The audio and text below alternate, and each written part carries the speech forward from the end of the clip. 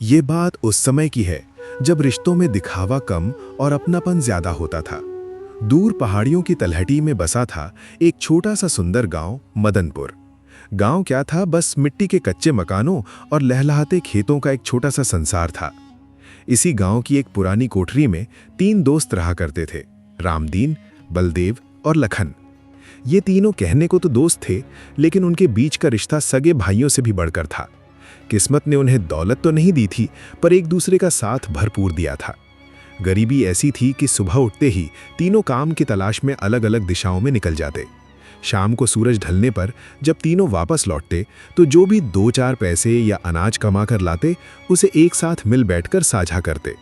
कभी सूखी रोटी मिलती तो कभी आधा पेट भोजन, पर साथ बैठकर खाने में जो सुकून था वो उन्हें बड़े बड़े महलों में भी नसीब न होता। लेकिन वक्त हमेशा एक जैसा नहीं रहता। एक दिन की बात है, दोपहर का समय था। रामदीन अपनी कोठरी के बाहर एक पुराने नीम के पेड़ के नीचे उदास बैठा था। उसकी आंखों में एक अजीब सी बेबसी थी। तभी दूर से बलदेव और लखन काम से लौटते दिखे। अपने दोस्त को इस तरह सर झुकाए बैठा देख दोनों के माथे पर चिंता की लकीरें उभर आईं। वे पास आए और बलदेव ने बड़े प्यार से रामदीन के कंधे पर हाथ रखकर पूछा, क्या बात है रामदीन भाई, आज ऐसे बुझे बुझे से क्यों बैठे हो? सूरज अभी ढला नहीं और तुम घर पर? खैरियत तो है ना भाई, हमें बताओ क्या बात है? रामदीन में एक लंबी ठंडी आह भरी और बोला, अब तुम्हें क्या बताऊं बलदेव, तुम तो देख ही रहे हो। आज तीसरा दिन है मैं सुबह से शाम तक दर दर भटकता हूं, हर दरवाजे पर दस्तक देता हूं, लेकिन कहीं कोई काम नहीं मिल रहा। मुझे अपनी गरीबी से उतना दुख नहीं है भाई, जितना इस बात का है कि पिछले 3 दिनों से मेरा गुजारा तुम दोनों की कमाई पर चल रहा है। तुम दोनों दिन भर पसीना बहाते हो और शाम को अपनी गाढ़ी कमाई का हिस्सा मुझे खिला देते हो। सच कहूं तो अब मुझे तुम दोनों के साथ बैठकर निवाला तोड़ने में भी शर्म महसूस होने लगी है। मेरा मन धिक्कारता है मुझे। ये सुनकर लखन तुरंत बोल पड़ा, अरे रामदीन, ये कैसी बहकी बहकी बातें कर रहे हो? क्या हमारी दोस्ती इतनी कमजोर है कि 3 दिन के काम न मिलने से तुम पराया महसूस करने लगो? देखो भाई, बुरा वक्त किसी पर भी आ सकता है। आज तुम्हें काम नहीं मिला, कल शायद हमें न मिले। हम तीनों एक जान है। हम जो भी कमाते हैं उस पर जितना हमारा हक है उतना ही तुम्हारा भी है। हिम्मत मत हारो, मुझे पूरा यकीन है कि आज महादेव तुम्हारी पुकार जरूर सुनेंगे। कोई ना कोई रास्ता जरूर निकलेगा। बलदेव ने भी ढांढस बंधाया और कहा, लखन ठीक कह रहा है, अपना मन छोटा मत करो। चलो अब मुस्कुराओ, हम अभी एक छोटे काम से जा रहे हैं। शाम को जब लौटेंगे तो सब मिलकर बढ़िया खाना बनाएंगे और सुख दुख की बातें करेंगे। इतना कहकर दोनों दोस्त काम पर निकल गए। रामदीन ने भी मन कड़ा किया और एक बार फिर काम की तलाश में निकल पड़ा। चलते चलते वो गांव की गलियों से गुजर रहा था कि रास्ते में उसे काकी मिल गई। काकी पूरे गांव की हमदर्द थीं। उन्होंने रामदीन का उतरा हुआ चेहरा देखा तो रुक गईं। अरे बेटा रामदीन, क्या हुआ? आज चेहरे पर इतनी उदासी क्यों? रामदीन ने अपनी सारी व्यथा कह सुनाई। उसने कहा, काकी, मुझे डर लगता है कि कहीं मेरे दोस्त ये न सोचने लगें कि मैं जानबूझकर काम से जी चुरा रहा हूं ताकि बैठे बिठाए खाना मिल सके। काकी मुस्कुराईं और बोलीं, पगले, मैं तुम तीनों को बचपन से जानती हूं। मदनपुर में तुम तीनों की दोस्ती की मिसाल दी जाती है। तेरे दोस्त ऐसे नहीं है बेटा, जा हिम्मत रख, ऊपर वाला सब देख रहा है। काकी की बातों से रामदीन को थोड़ी तसल्ली मिली और वो गांव की सीमा की ओर बढ़ गया। अभी वो मोड़ पर पहुंचा ही था कि सामने से गांव के मुखिया ठाकुर सज्जन सिंह अपनी घोड़ा गाड़ी से आते दिखे। रामदीन को देखते ही उन्होंने गाड़ी रुकवाई। अरे ओ रामदीन, भला हुआ तू मिल गया, मैं तेरे घर की तरफ ही आ रहा था, ठाकुर साहब ने रौबदार आवाज में कहा। रामदीन ने हाथ जोड़कर पूछा, कहिए ठाकुर साहब, मेरे लायक कोई सेवा? ठाकुर साहब बोले, देख भाई, तुझे तो पता ही है कि शहर के पास वाली उन पथरीली पहाड़ियों में मेरी पत्थर की खानें हैं। वहां मुझे एक मजबूत और ईमानदार मजदूर की सख्त जरूरत है। मैं कुछ दिनों के लिए बाहर जा रहा हूं, इसलिए काम संभालने वाला कोई भरोसेमंद बंदा चाहिए। लेकिन एक शर्त है, काम बहुत भारी है और तुझे इस 1 हफ्ते की कड़ी मेहनत के बदले मैं सिर्फ 20 मोहरे दे पाऊंगा। बोल, मंजूर है? 20 मोहरों का नाम सुनकर रामदीन का दिल थोड़ा बैठ गया। वो जानता था कि 1 हफ्ते की वो जानलेवा मेहनत और दिन रात का एकांत उन 20 मोहरों से कहीं ज्यादा कीमती था। मजदूरी बहुत कम थी, पर फिर उसे अपने घर की हालत और अपने दोस्तों के चेहरे याद आए। उसने मन ही मन सोचा, खाली हाथ बैठने से तो बेहतर है कि कुछ किया जाए। कम से कम दोस्तों पर बोझ तो नहीं बनूंगा। उसने सर उठाकर ठाकुर साहब की तरफ देखा और दृढ़ता से कहा, ठीक है ठाकुर साहब, मुझे मंजूर है। मैं कल सुबह ही खानों की तरफ निकल जाऊंगा। मुखिया ठाकुर सज्जन सिंह से बात पक्की करने के बाद रामदीन का मन भारी तो था, पर एक संतोष भी था। उसने सोचा कि घर जाकर दोस्तों को बता दे, पर तभी उसे याद आया कि ठाकुर ने कहा था कि काम तुरंत शुरू करना है। वो सीधा गांव से कोसों दूर उस वीराने जंगल की ओर चल पड़ा, जहां पत्थर की विशाल खदानें थी। वहां पहुंचते ही उसे औजार थमा दिए गए। तपती धूप, उड़ती धूल और भारी पत्थरों के बीच रामदीन ने खुद को झोंक दिया। उसके हाथों में छाले पड़ गए, पीठ दर्द से दोहरी हो गई, पर उसके दिमाग में बस अपने दोस्तों का वो चेहरा घूम रहा था जो हर शाम उसे निवाला खिलाते थे। इधर शाम ढली, सूरज की अंतिम किरणें मदनपुर की गलियों से विदा ले रही थीं। बलदेव और लखन हर रोज की तरह थके हारे घर लौटे। उन्हें उम्मीद थी कि आज रामदीन दरवाजे पर बैठा उनका इंतजार कर रहा होगा, पर कोठरी के बाहर सन्नाटा था। चूल्हा ठंडा पड़ा था और अंदर अंधेरा था। बलदेव घबराकर बोला, लखन देख तो सही, रामदीन अभी तक नहीं आया। वो तो हमसे पहले घर पहुंच जाता था, कहीं किसी मुसीबत में तो नहीं फंस गया। लखन ने खुद को संभालते हुए कहा, भाई बलदेव धीरज रखो, हो सकता है आज भी उसे कोई काम न मिला हो और शर्म के मारे वो हमसे आंखें न मिला पा रहा हो। उसने सुबह कहा था ना कि उसे हमारे साथ खाने में संकोच होता है, शायद इसीलिए कहीं दूर बैठा अपना मन महसूस रहा होगा। उस रात दोनों दोस्तों के गले से रोटी नीचे नहीं उतरी। पूरी रात वे करवटें बदलते रहे। हर आहट पर उन्हें लगता कि शायद रामदीन आ गया, पर वो नहीं आया। दूसरा दिन बीता, फिर तीसरा, और देखते देखते 6 दिन गुजर गए। रामदीन का कोई अता पता नहीं था। 7वें दिन की सुबह लखन ने बलदेव का हाथ पकड़ा और रुआसी आवाज में बोला, अब और नहीं सहा जाता भाई, आज हम काम पर नहीं जाएंगे। 6 दिन हो गए, मेरा कलेजा कांप रहा है। रामदीन के बिना ये कोठरी शमशान जैसी लगती है। मेरे मन में बुरे बुरे ख्याल आ रहे हैं, कहीं उसे कुछ हो तो नहीं गया। चलो आज उसे पूरे इलाके में ढूंढेंगे। बलदेव ने भी भारी मन से हामी भरी। तुमने मेरे मुंह की बात छीन ली लखन, आज चाहे जो हो जाए हम अपने भाई को खोज कर ही दम लेंगे। वे दोनों घर से निकलने ही वाले थे कि तभी उनके आंगन में एक अजनबी शख्स दाखिल हुआ। उस व्यक्ति ने मखमल के कीमती वस्त्र पहने थे, माथे पर तिलक और गले में मोतियों की माला थी। उसकी चाल ढाल से वो किसी समृद्ध नगर का बड़ा व्यापारी लग रहा था। बलदेव ने आगे बढ़कर पूछा, प्रणाम श्रीमान, आप कौन हैं? शायद आप रास्ता भटक गए हैं, हमारा गांव तो बहुत छोटा है। उस अजनबी ने मुस्कुरा कर कहा, मेरा नाम रत्नसेन है, मैं पास के राज्य का रहने वाला हूं। यहाँ मदनपुर में मेरे एक दूर के रिश्तेदार रहते हैं। उन्होंने मुझसे कहा था कि इस गांव में 3 ऐसे मित्र रहते हैं जिनकी मिसाल पूरी दुनिया में दी जा सकती है। उनकी दोस्ती की चर्चा सुनकर मुझसे रहा नहीं गया। मैं आप तीनों से मिलने आया हूं, पर आप तो 2 ही दिख रहे हैं।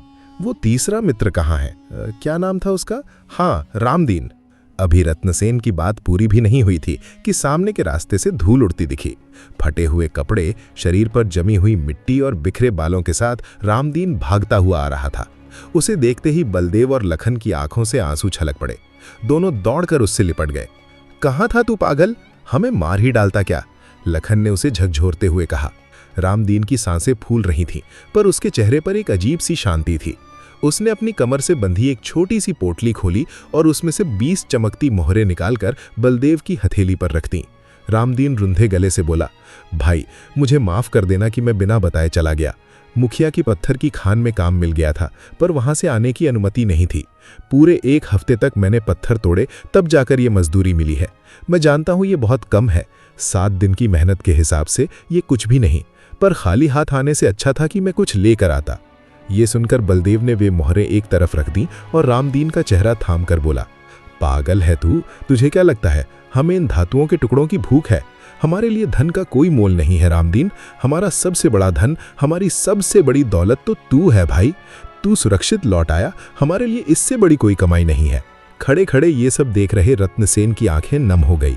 वो गदगद होकर बोला, वाह अद्भुत, मैंने दोस्ती के किस्से किताबों में पढ़े थे, पर आज अपनी आंखों से देख लिए। इस स्वार्थी संसार में जहां भाई भाई के खून का प्यासा है, वहां तुम तीनों एक दूसरे पर जान छिड़क रहे हो। तुम्हारी ये गरीबी और ये संघर्ष देखकर मेरा हृदय भर आया है। तुम जैसे नेक दिल इंसान इस हाल में रहें, ये कुदरत के साथ नाइंसाफी होगी। रत्नसेन ने आगे बढ़कर तीनों के कंधों पर हाथ रखा और कुछ ऐसा कहने वाला था जिससे उनकी किस्मत बदलने वाली थी। तीनों मित्रों के बीच का निस्वार्थ प्रेम देखकर रत्नसेन की आंखों में एक चमक सी आ गई। उसने गहरी सांस ली और बड़े ही गंभीर स्वर में बोला, तुम तीनों की ये अटूट साख देखकर मेरा मन पिघल गया है। आज मैं तुम्हें वो राज बताने जा रहा हूं जो मैंने बरसों से अपने सीने में दफन कर रखा है। आज तक ये बात मेरे सिवा कोई नहीं जानता। रामदीन, बलदेव और लखन की सांसें जैसे थम गईं। वे एक दूसरे का मुंह ताकने लगे। रत्नसेन ने आगे कहना शुरू किया, भैया, तुम आज मुझे इन कीमती लिबासों और सोने की मालाओं में देख रहे हो, पर हमेशा से ऐसा नहीं था। एक समय था जब मैं भी तुम तीनों की तरह ही निर्धन था। 2 वक्त की रोटी के लिए मुझे भी दर दर भटकना पड़ता था। मेरी गरीबी का आलम तो तुम्हारी गरीबी से भी कहीं ज्यादा भयानक था। बलदेव ने उत्सुकता से पूछा, पर श्रीमान, अगर आप इतने गरीब थे तो फिर ये अमीरी, ये ठाठ बाट, ये सब कैसे हुआ? क्या आपको कोई खजाना मिल गया था? रत्नसेन के चेहरे पर एक उदास मुस्कान उभरी। वो बोला, इसके पीछे एक बड़ी दर्दनाक कहानी है। बैठो, मैं तुम्हें अपनी आप बीती सुनाता हूं। तीनों दोस्त वहीं जमीन पर बैठ गए और रत्नसेन ने अपनी यादों के झरोखे खोल दिए। ये बात कई साल पुरानी है। उन दिनों में एक छोटे से कच्चे घर में अपने माता पिता के साथ रहता था। मेरे पिताजी गांव के बहुत बड़े और सिद्ध वैद्य थे। उन्होंने न जाने कितने ही लोगों को मौत के मुंह से बाहर निकाला था। लेकिन विडंबना देखो, एक दिन मेरी अपनी माँ इतनी बीमार पड़ी कि पिताजी के सारे नुस्खे और सारी दवाइयां बेअसर साबित होने लगी। माँ की हालत दिन ब दिन बिगड़ती जा रही थी। रत्नसेन का गला भर आया। उसने आगे कहा, एक रात जब मैं माँ के सिरहाने रो रहा था, तब पिताजी ने कांपते हाथों से मेरे कंधे पर हाथ रखा और बोले, बेटा रत्नसेन, अब शायद विधाता को कुछ और ही मंजूर है। मुझे नहीं लगता कि तुम्हारी माँ अब स्वस्थ हो पाएगी। मेरा सारा ज्ञान अब छोटा पड़ गया है। मैंने तड़प कर कहा था, पिताजी, आप ये क्या कह रहे हैं? आप तो पूरे इलाके के सबसे बड़े वैद्यराज हैं। अगर आप ही हिम्मत हार जाएंगे तो फिर मेरा क्या होगा? क्या कोई भी रास्ता नहीं बचा? तब पिताजी ने एक लंबी आह भरी और बोले, रास्ता तो है बेटा, पर वो बहुत दुर्गम है। तुम्हारी माँ को एक ऐसी बीमारी ने जकड़ा है जिसका इलाज केवल एक विशेष जड़ी बूटी से ही संभव है। दूर विजयनगर की सीमाओं के पास एक विशाल और रहस्यमयी पहाड़ी है। उस पहाड़ी के ठीक पीछे एक प्राचीन गुफा छिपी है। कहते हैं कि उस गुफा के नीचे एक विचित्र और जादुई जंगल है, जहां नीले रंग के अद्भुत कमल के फूल खिलते हैं। देखने में तो वे साधारण कमल जैसे ही लगते हैं, लेकिन असल में वे अमृत के समान एक जड़ी बूटी है। अगर वो नील कमल का रस तुम्हारी माँ को मिल जाए तो वो यमराज के द्वार से भी वापस आ सकती हैं। लेकिन आज तक कोई भी उस पहाड़ी के पार उस गुप्त गुफा को नहीं ढूंढ पाया है। जो भी गया वो भटक कर वापस आ गया या फिर कभी लौटा ही नहीं। रत्नसेन की आंखों से एक आंसू टपक पड़ा। उसने बताया, मैंने उस रात फैसला कर लिया था। मैंने अपने पिता के पैर छुए और कसम खाई कि मैं वो नील कमल जरूर लेकर आऊंगा। मैंने कहा था, पिताजी आप चिंता ना करें, मैं अपनी माँ को बचाने के लिए पाताल तक जा सकता हूँ। मैं तभी इस घर की दहलीज पर कदम रखूंगा जब मेरे हाथ में वो दिव्य पुष्प होगा। मुझे आशीर्वाद दीजिए। अपने पिता का आशीर्वाद लेकर मैं निकल पड़ा। कई दिनों की कठिन यात्रा के बाद मैं विजयनगर पहुंचा। सामने वो विशाल पहाड़ी खड़ी थी जो बादलों से बातें कर रही थी। मैं पूरी शक्ति लगाकर उस पहाड़ी पर चढ़ गया, लेकिन ऊपर पहुंचते ही मेरे पैरों तले जमीन खिसक गई। वहां से आगे बढ़ने के लिए 3 अलग अलग रास्ते जा रहे थे। तीनों ही रास्ते घने जंगलों और धुंध में खो रहे थे। मैं असमंजस में पड़ गया। समझ नहीं आ रहा था कि कौन सा रास्ता गुफा तक ले जाएगा। मैंने सोचा, चलो पहले रास्ते पर चलकर देखता हूं। मैं लगातार 2 दिन और 2 रात चलता रहा। कांटों ने मेरे पैर छलनी कर दिए। जंगली जानवरों का डर था, पर मैं बढ़ता रहा। लेकिन तीसरे दिन की सुबह जब मेरी आंख खुली तो मैं दंग रह गया। मैं वापस उसी जगह खड़ा था जहां से मैंने शुरुआत की थी। वो रास्ता एक चक्रव्यूह जैसा था जो घूमकर वहीं ले आता था। फिर मैंने हिम्मत नहीं हारी और दूसरे रास्ते पर चल पड़ा। 2 दिन और बीते। भूख प्यास से मेरा बुरा हाल था, पर परिणाम वही निकला। मैं फिर उसी मोड़ पर वापस आ गया। थक कर चूर होने के बाद मैंने आखिरी उम्मीद के साथ तीसरे रास्ते पर कदम रखा, पर नियति को कुछ और ही मंजूर था। तीसरा रास्ता भी मुझे वापस उसी शुरुआती बिंदु पर ले आया। मैं पूरी तरह टूट चुका था।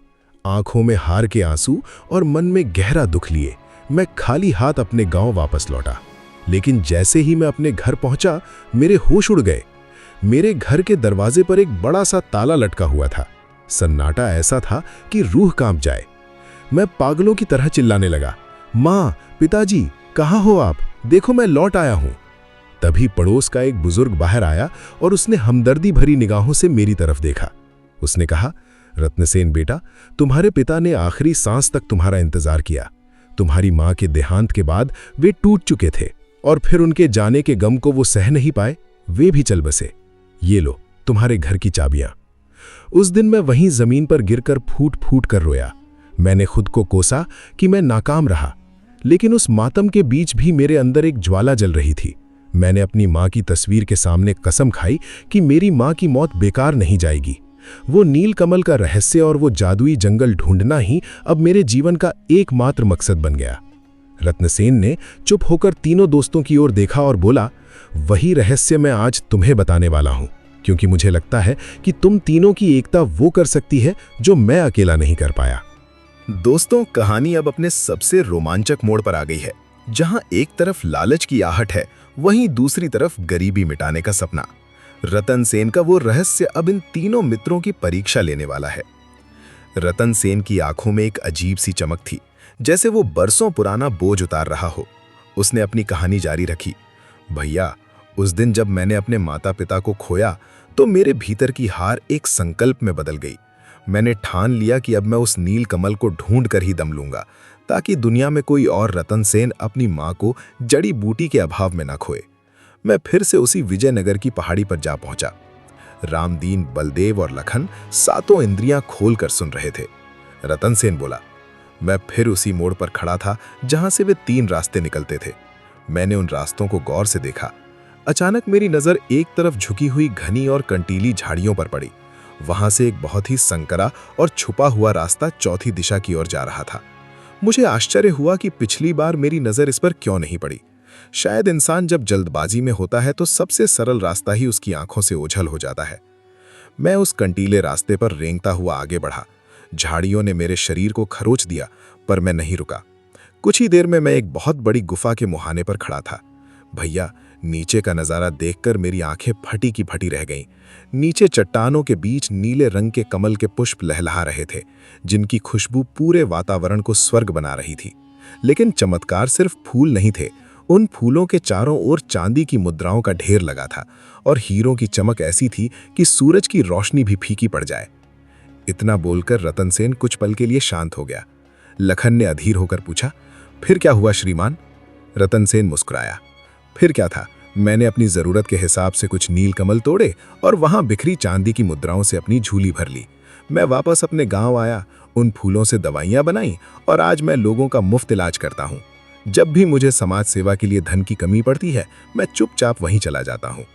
पर अब मैं बूढ़ा हो रहा हूं और मुझे लगता है कि ये राज अब तुम जैसे नेक नौजवानों के हाथ में सुरक्षित रहेगा। रतन सेन ने तीनों की आंखों में झांकते हुए कहा, सुनो, तुम तीनों अभी के अभी विजयनगर के लिए निकल जाओ। पहाड़ी पर पहुंचकर उन 3 रास्तों के चक्कर में मत पड़ना। वे केवल भ्रमजाल और भूल भुलैया है।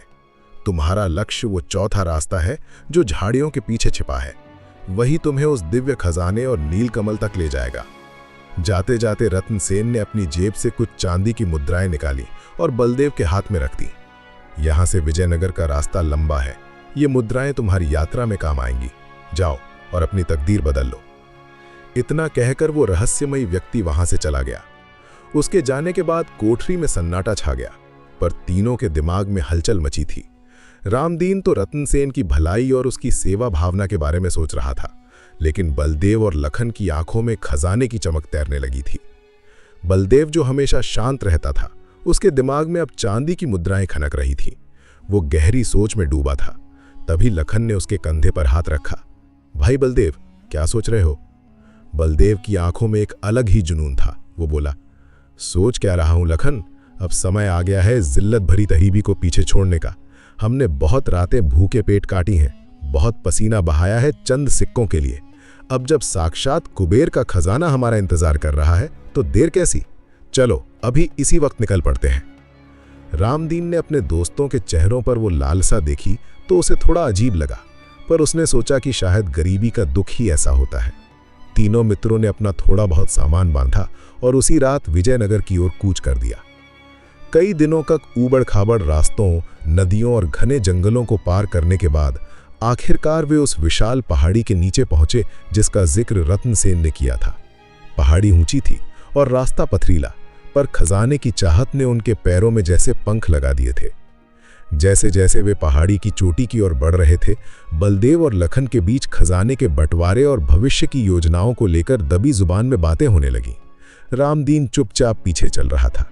उसके मन में नील कमल के फूल की पवित्रता थी, जबकि उसके दोस्तों के मन में हीरों की चमक। पहाड़ी के ऊपर पहुंचते ही उन्हें वही 3 रास्ते दिखाई दिए, पर अब उनकी नजरें उन रास्तों पर नहीं बल्कि उन झाड़ियों को ढूंढ रही थीं जहां उनकी किस्मत का चौथा दरवाजा छिपा था। दोस्तों, पहाड़ी की चोटी पर पहुंचकर क्या उन्हें वो चौथा रास्ता आसानी से मिल जाएगा? और क्या खजाने को देखकर इन तीनों की अटूट मित्रता पर कोई आंच आएगी? कहानी अब उस मोड़ पर आ गई है जहां इंसान का लालच उसके सबसे पवित्र रिश्तों पर वार करता है। विजयनगर की वो पहाड़ी किसी जन्नत से कम नहीं थी। चारों ओर घने ऊंचे वृक्ष, चहकते पक्षी और पहाड़ों से टकरा कर आती ठंडी हवाएं मन को मोह रही थीं। लेकिन इस प्राकृतिक सौंदर्य के बीच एक भयानक साजिश जन्म ले रही थी। चलते चलते दोपहर हो चुकी थी। रामदीन का शरीर अब जवाब देने लगा था। वैसे भी पिछले 1 हफ्ते से पत्थर की खान में उसने जो हाड़ तोड़ मेहनत की थी, उसकी थकान अभी मिटी नहीं थी। वो हाँफते हुए एक विशाल बरगद के पेड़ के पास रुक गया और बोला, अरे भाई बलदेव, लखन, अब तो मेरे पांव जैसे जमीन में धंस रहे हैं, सांस लेना भी दूभर हो रहा है। क्यों ना हम इस घने पेड़ की छाव में थोड़ी देर सुस्ता लें? वैसे भी खजाना कहीं भागा तो नहीं जा रहा। बलदेव और लखन ने एक दूसरे की ओर देखा। बलदेव के चेहरे पर एक अजीब सी बेचैनी थी, पर उसने मुस्कुरा कर कहा, हाँ रामदीन भाई, क्यों नहीं, तुम थक गए हो तो बेझिझक यहाँ लेट जाओ। वैसे भी हमें बहुत तेज प्यास लगी है। हम दोनों जब तक आसपास कोई पानी का सोता या झरना ढूंढ कर आते हैं, तुम आराम करो। रामदीन ने चैन की सांस ली और ठंडी छाव में अपनी चादर फैलाकर लेट गया। ठंडी हवा के झोंकों ने उसे जल्द ही गहरी नींद की आगोश में ले लिया। जैसे ही रामदीन की आंख लगी, बलदेव का चेहरा बदल गया। उसकी आंखों में वो दोस्ताना चमक गायब थी। वहां अब केवल लालच का अंधकार था। उसने लखन का हाथ पकड़कर उसे थोड़ा दूर ले जाकर फुसफुसाते हुए कहा, लखन, मेरे दिमाग में एक बात चल रही है। रत्नसेन ने बताया था कि वहां इतना खजाना है कि हमारी आने वाली 7 नस्लें राज करेंगी। पर जरा सोच, उस खजाने के हकदार हम 3 हैं। लखन ने चौंक कर पूछा, तो हम तीनों भाई हैं, बराबर बांट लेंगे। बलदेव ने कुटिलता से कहा, अरे मूर्ख, 3 हिस्सों में बंटने से खजाना कम हो जाएगा। लेकिन अगर हम रामदीन को अपने रास्ते से हटा दें तो खजाने के केवल 2 ही दावेदार बचेंगे, एक मैं और एक तुम। सोच, हमारी दौलत आधी आधी होगी, तिहाई नहीं। लखन एक पल के लिए सहम गया। उसकी रूह कांप उठी। क्या बलदेव, तुम पागल हो गए हो क्या? रामदीन हमारा बचपन का यार है, हमने एक ही थाली में खाना खाया है, तुम उसके खून की बात कैसे कर सकते हो? बलदेव ने लखन के कंधे झकझोरे और कड़वाहट भरी आवाज में बोला, अरे नादान, जिसे तू यार कह रहा है, क्या तुझे सच में लगता है कि वो उतना ही सीधा है? मत भूल कि वो पिछले कितने समय से हमें बेवकूफ बनाकर हमारे टुकड़ों पर पल रहा है। वो कहता है उसे काम नहीं मिलता, पर क्या पता वो काम करता हो और पैसे कहीं छुपा देता हो। और वो पत्थर की खान वाली बात, क्या तुझे सच में लगता है कि मुखिया जैसा कंजूस आदमी इतनी मेहनत के सिर्फ 20 सिक्के देगा? मुझे पक्का यकीन है कि उसने मुखिया से बड़ी रकम ली होगी और हमें सिर्फ 20 मोहरे मिकाकर अपनी ईमानदारी का ढोंग किया है। वो हमें मूर्ख बना रहा है लखन, और तू है कि दोस्ती की माला जप रहा है। बलदेव की जहर बुझी बातों ने लखन के मन में भी संदेह का बीज बो दिया। गरीबी का मारा इंसान अक्सर अपनों पर ही शक करने लगता है। लखन की आंखों में भी अब मक्कारी की चमक आ गई। उसने धीमे से पूछा, लेकिन हम उसे रास्ते से हटाएंगे कैसे? गांव वालों को क्या जवाब देंगे? बलदेव ने मुस्कुराते हुए पहाड़ी की खाई की ओर इशारा किया और कहा, बहुत आसान है भाई, ये ऊंची पहाड़ी, ये गहरी खाइयां, बस एक सही मौके का इंतजार करना है। हम उसे धक्का दे देंगे और गांव में जाकर कह देंगे कि उसका पैर फिसल गया, एक दुखद दुर्घटना, और बस सारा खेल खत्म। लखन के होंठों पर भी एक काली मुस्कान तैर गई। उन दोनों ने वहीं खड़े खड़े अपने उस दोस्त की मौत का सौदा कर लिया जो उनके लिए पत्थर की खानों में अपनी हड्डियां गला कर आया था। कुछ देर बाद रामदीन की नींद खुली। उसने अंगड़ाई ली और उठकर बैठा। उसे इस बात का रत्ती भर भी एहसास नहीं था कि उसके दोनों भाई उसकी जान लेने की योजना बना चुके हैं। उसने मुस्कुरा कर पूछा, क्या हुआ भाइयों, पानी मिला क्या? बलदेव ने बड़े प्यार से अभिनय करते हुए कहा, हाँ रामदीन, आगे एक बहुत ही सुंदर झरना है, चलो वहां चलते हैं। वहां का नजारा देखकर तुम्हारी सारी थकान छूमंतर हो जाएगी। चलो चलो। रामदीन खुशी खुशी उनके साथ चल पड़ा। वे तीनों पहाड़ी के उस हिस्से पर पहुंचे जहां से एक विशाल झरना नीचे खाई में गिर रहा था। पानी की आवाज गूंज रही थी और चारों तरफ कोहरा छाया था। रामदीन उस झरने के किनारे खड़ा होकर मंत्रमुग्ध होकर उसे देखने लगा। उसे नहीं पता था कि वो अपनी मौत के कितने करीब खड़ा है। बलदेव और लखन धीरे धीरे उसके पीछे सरकने लगे। उनकी नजरें रामदीन की पीठ पर जमी थीं और हाथ उसे धक्का देने के लिए तैयार थे। क्या बलदेव और लखन अपने पाप में सफल हो पाएंगे? क्या रामदीन की सादगी और उसकी नेक दिली उसे इस मौत के जाल से बचा पाएगी? कहानी अब इंसान के भीतर छिपे लालच के उस भयानक रूप को दिखाएगी जहां सगे दोस्त ही एक दूसरे के दुश्मन बन बैठे हैं। विश्वासघात की ये पराकाष्ठा वास्तव में रोंगटे खड़े कर देने वाली है।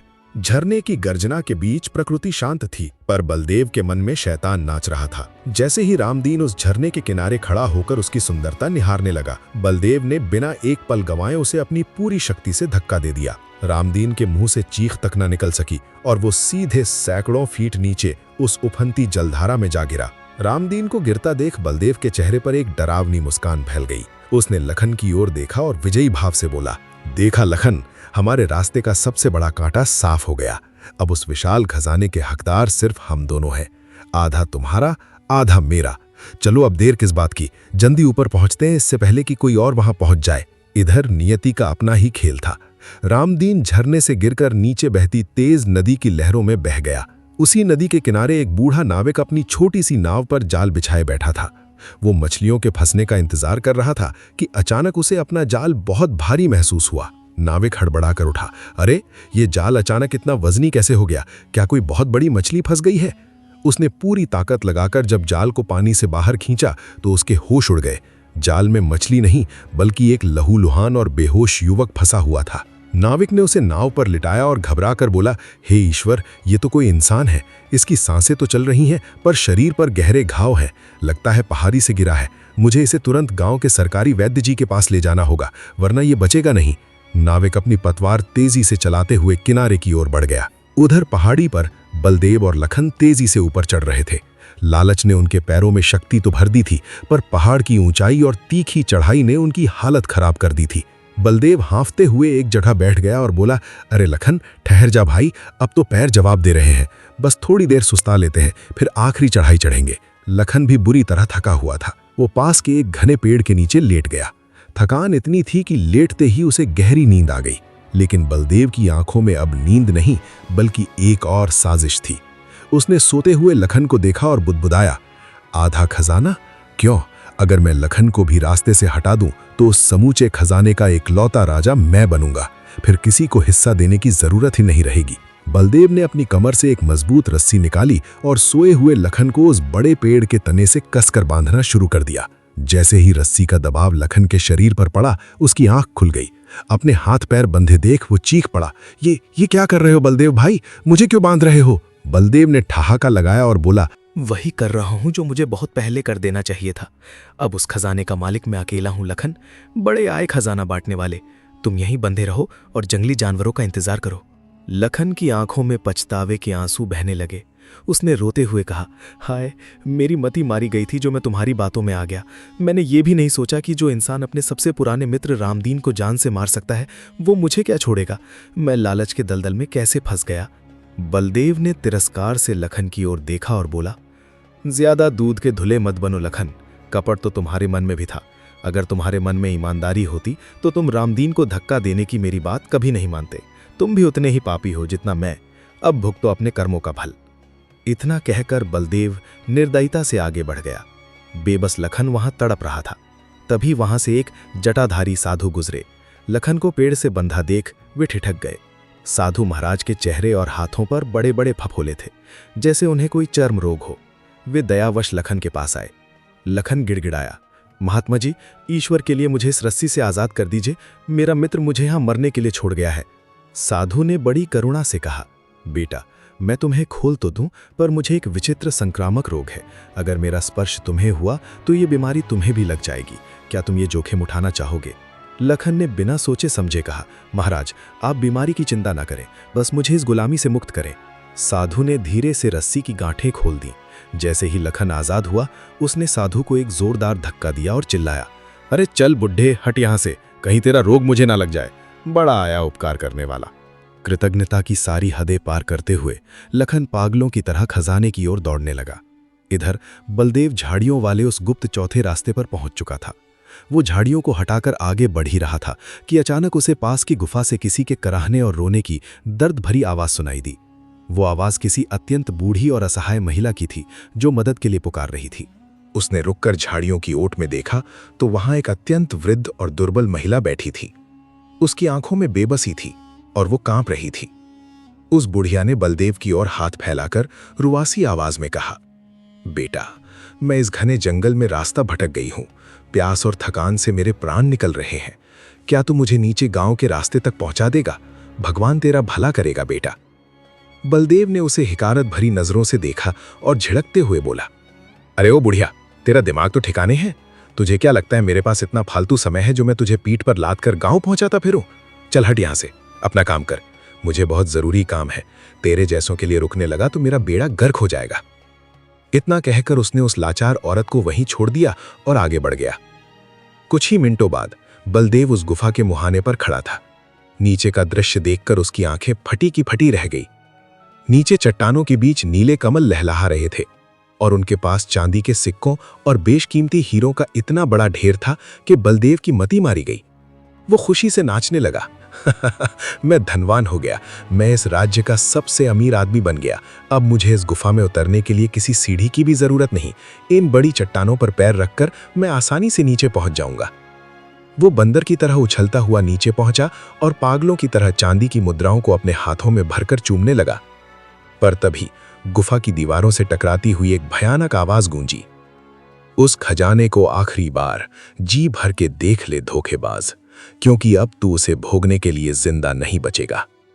बलदेव का खून सूख गया। उसने पलट कर देखा तो ऊपर की चट्टान पर लखन खड़ा था। लखन की आंखों में खून उतरा हुआ था और उसके हाथ में एक भारी कुल्हाड़ी थी। वो साधु द्वारा खोले जाने के बाद पागलों की तरह यहां पहुंचा था।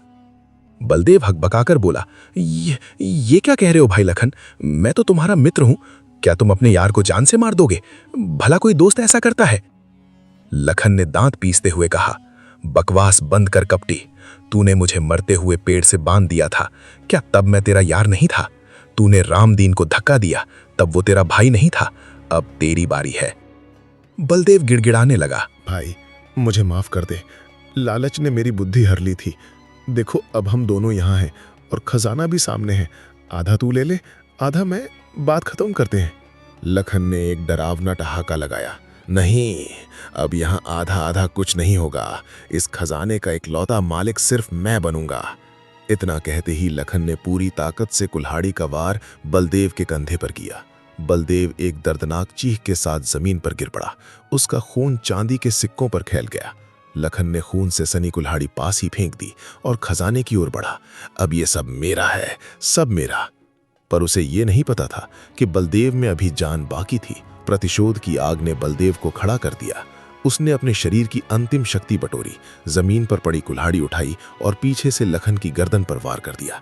लखन के मुंह से आवाज तक नहीं निकली और वो भी उसी खजाने के ढेर पर गिर पड़ा। चंद पलों में वे दोनों मित्र जो कभी एक थाली में खाते थे, एक दूसरे के खून में सने हुए उसी गुफा में ढेर हो गए। खजाना वहीं पड़ा रहा, पर उसे भोगने वाला कोई न बचा। इधर गांव में नाविक के घर पर रामदीन एक चारपारी पर पड़ा था। एक बूढ़े वैद्य जी उसका हाथ पकड़कर नब्ज टटोल रहे थे। नाविक चिंता में खड़ा था। वैद्य जी ने मुस्कुराकर कहा, घबराओ मत मल्लाह भाई, ये युवक अब खतरे से बाहर है। इसके घाव भर रहे हैं और कुछ ही देर में इसे होश आ जाएगा। तभी रामदीन ने एक लंबी सांस ली और अपनी आंखें खोली। उसे सामने नाविक और वैद्य जी दिखे। वो हड़बड़ाकर उठने लगा। वैद्य जी ने उसे रोकते हुए कहा, अरे अरे बेटा, आराम से, अभी तुम्हें बहुत कमजोरी है। तुम पहाड़ी से नदी में गिर गए थे, इस भले नाविक ने तुम्हारी जान बचाई है। रामदीन की आंखों में अचानक अपने दोस्तों का चेहरा कौंधा। उसे याद आया कि उसे धक्का दिया गया था। वो व्याकुल होकर बोला, नहीं वैद्य जी, आपका बहुत बहुत धन्यवाद, लेकिन मेरा इस वक्त कहीं पहुंचना बहुत जरूरी है। मेरे दोस्त वे मुसीबत में पड़ सकते हैं। मुझे विजयनगर की पहाड़ी पर जाना ही होगा। रामदीन को अभी ये नहीं पता था कि जिन दोस्तों को वो बचाने की सोच रहा था, वे खुद लालच की आग में खुद को जलाकर राख कर चुके थे। रामदीन उस नाविक के घर से जैसे ही बाहर निकला, उसका शरीर तो कमजोर था, पर संकल्प पहाड़ जैसा मजबूत। वो लंगड़ाता हुआ उसी पहाड़ी के रास्ते पर चढ़ने लगा। उसे अपने घावों की चिंता नहीं थी। उसे तो बस अपने उन दोस्तों की फिक्र थी जो लालच के अंधेरे में कहीं खो गए थे। अभी वो थोड़ी दूर ही बढ़ा था कि उसे वही फफोले वाला साधु रास्ते में बैठा दिखाई दिया। साधु की हालत देखकर रामदीन का कोमल हृदय भर आया। वो रुक गया और बोला, साधु महाराज, आप तो बहुत बीमार नजर आ रहे हैं। आपके शरीर के ये घाव, आपको बहुत पीड़ा हो रही होगी। साधु ने कराहते हुए कहा, हाँ बेटा, ये एक विचित्र रोग है। मेरा समय निकट है। रामदीन ने हाथ जोड़कर कहा, महाराज, मेरे पास अभी समय बहुत कम है, वरना मैं स्वयं आपकी मरहम पट्टी करता। पर आप चिंता न करें, मैं पास ही एक ऐसी दिव्य जड़ी बूटी की तलाश में जा रहा हूं जिसके बारे में सुना है कि वो हर रोग हर लेती है। मैं वादा करता हूं, मैं लौटकर आपके लिए वो औषधि जरूर लाऊंगा। आप यहीं मेरा इंतजार करना। साधु ने मंद मुस्कान के साथ कहा, ठीक है बेटा, मैं तुम्हारा इंतजार करूंगा। रामदीन आगे बढ़ा और उसी कटीले झाड़ियों वाले रास्ते पर पहुंचा। वहां उसे वही बूढ़ी औरत मिली जो रास्ता भटक गई थी। रामदीन ने उसे भी वही वचन दिया कि वो काम पूरा करके लौटते समय उसे उसके गांव छोड़ देगा। अंततः रामदीन उस गुफा के मुहाने पर पहुंचा। नीचे का दृश्य देखकर रामदीन की चीख निकल गई। गुफा के भीतर खजाने के उस ढेर पर उसके दोनों सगे भाई बलदेव और लखन एक दूसरे के खून में सने मृत पड़े थे। हे महादेव, ये क्या अनर्थ हो गया। मेरे भाई, मेरी दुनिया उजड़ गई। किस काम का ये खजाना जिसने मेरे कलेजे के टुकड़ों की जान ले ली। नहीं चाहिए मुझे ऐसा धन जो इंसान को जानवर बना दे। तभी पीछे से एक आवाज गूंजी, तुम इसी खजाने के लिए यहां तक आए थे ना रामदीन? रामदीन ने मुड़कर देखा तो वही बूढ़ी औरत खड़ी थी, पर देखते ही देखते वो औरत उस बीमार साधु में बदल गई और अगले ही पल वो साधु रत्नसेन के रूप में प्रकट हो गया। रामदीन की फटी रह गई। रत्नसेन जी, ये क्या माया है? आप यहां कैसे? और मेरे दोस्तों का ये हाल? रामदीन ने सिसकते हुए पूछा। रत्नसेन ने गंभीर स्वर में कहा, रामदीन, मैंने तुम्हें उस दिन आधा सच बताया था। ये खजाना यहां पहले से नहीं था। उस नील कमल के पुष्प की महिमा से मैंने राजपुत्री की जान बचाई थी, जिसके बदले महाराज ने मुझे अपार धन दिया। मैंने व्यापार किया और समृद्ध बना, पर मुझे एक ऐसे सच्चे और ईमानदार साथी की तलाश थी जो मेरे बाद इस व्यापार और सेवा को संभाल सके। जब मैंने तुम तीनों की चर्चा सुनी तो मैंने तुम्हारी परीक्षा लेने की ठानी। रत्नसेन ने आगे बताया, वो नीलकमल केवल बीमारी ही ठीक नहीं करता, बल्कि उसे खाने वाला स्वस्थ व्यक्ति जीवन में एक बार अपनी पसंद के 2 रूप धारण कर सकता है। मैंने उसी शक्ति से बूढ़ी औरत और बीमार साधु का रूप धरा था। तुम्हारे मित्र लालच की आग में जलकर अपनी जान गंवा बैठे। अगर आज वे खजाना पा भी लेते तो कल किसी और बात पर एक दूसरे का खून बहा देते। पर तुमने खुद संकट में होने के बावजूद एक बीमार साधु और राह भटकती बुढ़िया की मदद का सोचा। तुम इस परीक्षा में स्वर्ण की भांति तप कर निकले हो। रत्नसेन ने रामदीन के कंधे पर हाथ रखा और कहा, अब शोक छोड़ो रामदीन, जो बीत गया वो प्रारब्ध था। अब मेरे साथ चलो। आज से मेरा सारा व्यापार, मेरी सारी संपदा तुम्हारी देखभाल में होगी। तुम जैसा नेक दिल इंसान ही इस धन का सदुपयोग कर सकता है। रामदीन ने अपनी नम आंखों से एक आखिरी बार अपने दोस्तों के शवों को देखा और भारी मन से एक महान सत्य को स्वीकार किया। धन तो हाथ की मैल है, पर जो धर्म और मानवता को छोड़ दे वो जीवित रहकर भी मृत के समान है। रत्नसेन और रामदीन पहाड़ी से नीचे उतर आए और मदनपुर के उस गरीब मजदूर की कहानी अब एक दयालु और महान सेठ के रूप में लिखी जाने वाली थी। मित्रता, लालच और कर्मों के फल की ये कथा हमें बहुत कुछ सिखाती है। लालच का अंत विनाशकारी होता है। बलदेव और लखन की आंखों पर लालच की ऐसी पट्टी बंधी कि उन्होंने बरसों पुरानी मित्रता को पल भर में भुला दिया। खजाना तो उन्हें मिल गया, लेकिन उसे भोगने के लिए वे जीवित नहीं रहे। ये सिखाता है कि जो धन अपनों के खून या धोखे से कमाया जाए वो कभी सुख नहीं देता। परोपकार ही सबसे बड़ा धन है। रामदीन खुद लहूलुहान था, घायल था और उसके पास समय कम था। फिर भी उसने रास्ते में मिले बीमार साधु और बूढ़ी औरत की मदद का संकल्प लिया। उसकी यही सेवा भावना उसे खजाने के लालच से ऊपर ले गई और अंत में उसे वो सब कुछ मिला जो वो सोच भी नहीं सकता था। ईमानदारी की हमेशा जीत होती है। रत्नसेन की परीक्षा में रामदीन इसलिए सफल हुआ क्योंकि उसके मन में कपट नहीं था। एक ईमानदार व्यक्ति कठिन से कठिन परिस्थितियों में भी अपना चरित्र नहीं खोता और ईश्वर या समय उसे उसका फल जरूर देता है। इंसान की असली पहचान उसकी दौलत से नहीं, बल्कि उसके उन कार्यों से होती है जो वो तब करता है जब उसे कोई नहीं देख रहा होता। दोस्तों, मुझे पूरी उम्मीद है कि आपको ये कहानी पसंद आई होगी। तो वीडियो को लाइक कीजिए और साथ ही अपने अच्छे अच्छे कमेंट करना बिल्कुल मत भूलिएगा। अगर आप इसके अलावा कोई अन्य या नई कहानी चाहते हैं तो ज़रूर बताइएगा।